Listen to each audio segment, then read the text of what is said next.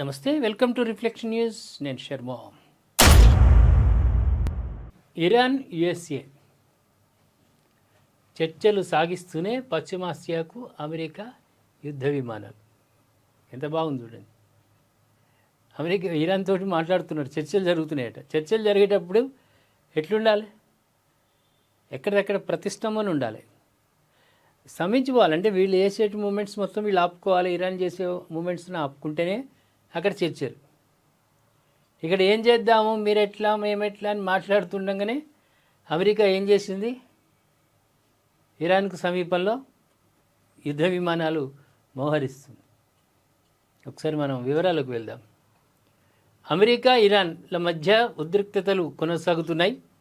అణు ఒప్పందానికి సంబంధించి ఇరు దేశాల మధ్య చర్చలు జరుగుతున్న క్రమంలో ఓ కీలక పరిణామం చోటు చేసుకుంది. 24 గంటల్లో దాదాపు 50 అత్యాధునిక ఫైటర్ జెట్లు అమెరికా పశ్చిమాసియాలో మోహరించింది. దీంతో అగ్రరాజ్యం ఏ క్షణాన ఎలాంటి చర్యలకు దిగబోతుందోనని ఆందోళన వ్యక్తం అవుతుంది. ప్రపంచం నివ్వెరపోయేటువంటి వార్త. చర్చలు జరుగుతున్న సమయంలో ఎక్కడే ఉండాలి. ఇక్కడ ముచ్చట పెడుతున్నారు, ఒప్పందాలు కుదుర్చుకోవడానికి ప్రయత్నాలు జరుగుతున్నట్టుగా ఒక మెసేజు అందరికీ. యుద్ధానికి సిద్ధమని అమెరికా యుద్ధ విమానాలు పంపడం. చర్చలు విఫలమైతే సైనిక చర్యకు దిగుతామని అమెరికా అధ్యక్షుడు ట్రంప్ మొదటి నుంచి ఇరాన్ను హెచ్చరిస్తున్నారు. జెనీవా వేదికగా ఇరు దేశాల మధ్య జరిగిన 2వ రౌండ్ చర్చలు కూడా ముగిశాయి. ఈ క్రమంలో యుఎస్ తన ఫైటర్ జెట్లను పశ్చిమాసియాకు పంపడం గమనార్హం. ఈ తాజా చర్యలను అమెరికా అధికారిని ఒకరు ధృవీకరించినట్లు పలు మీడియా కథనాలు వెల్లడిస్తున్నాయి. యుఎస్ఏకు చెందిన F-22, F-16, F-35 వంటి ఫైటర్ జెట్లతో పాటు గగనతలంలోనే ఫ్యూయల్ నింపుకునే యుద్ధ విమానాలు మధ్యప్రాచ్యం వైపునకు వెళ్తున్నట్లు కొన్ని ఫ్లైట్ ట్రాకింగ్లు కూడా నివేదించాయి.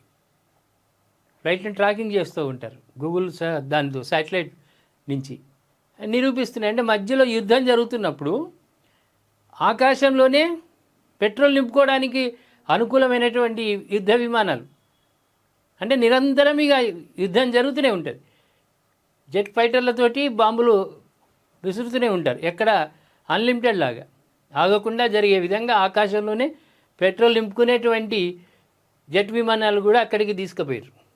ఇదిలా ఉండగా అమెరికా విమాన వాహక నౌక USS Gerald R Ford Caribbean సముద్రం నుంచి పశ్చిమాసియా దిశగా వెళ్తుందని ఓ నేవీ అధికారి తెలిపిండు. ఆయన పేరు చెప్పడు, ఎందుకంటే రహస్యం. ఆయన ఫోన్లో చెప్పిండా కలిసిండా అది వేరు విషయాన్ని చెప్పిండు కాబట్టి ఆయన పేరు ప్రస్తావించడానికి వీల్లేదు.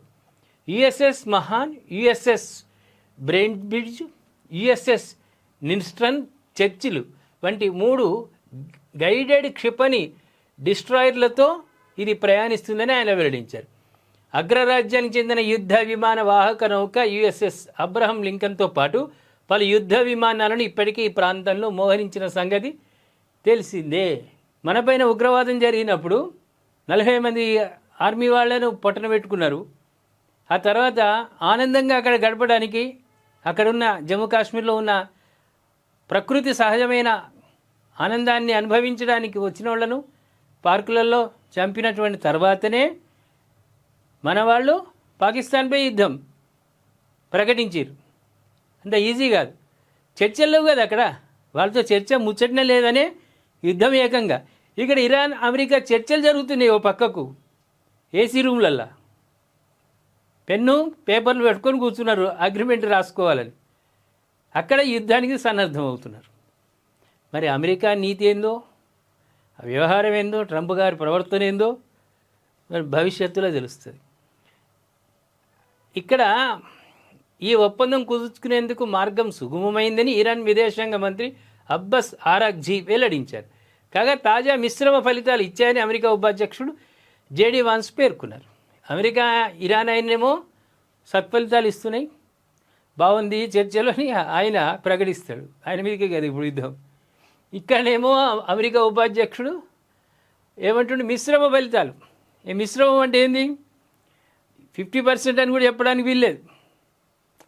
జరిగిన ముచ్చట ఏదో జరుగుతుంది అంతే తప్ప దాంతో వచ్చేది లేదు పోయేది లేదు అన్నట్టుగా మేము అగ్రి అవుతామా కామా ఒప్పుకుంటామో ఒప్పుకోమో అన్న భావన. ఆయనేమో సత్ఫలితాలు ఇస్తుందని ఇరాన్ మంత్రి అంటాడు.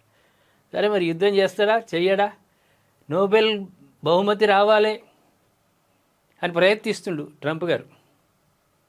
నేను యుద్ధాలు ఆపుతున్నా, అమెరికా పాక్ భారత్ మధ్యలో జరిగిన యుద్ధాన్ని ఆపినా, ఉక్రెయిన్ యుద్ధాన్ని ఆపినా నోబెల్ ప్రైజ్ శాంతి బహుమతి నాకే రావాలంటున్నాడు కదా ట్రంప్.